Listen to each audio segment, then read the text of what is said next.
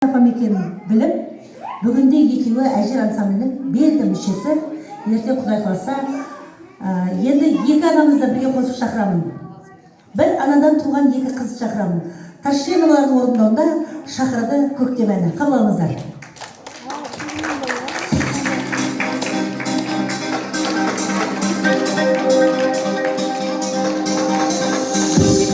Көктемді гүл ашқан көздеріңе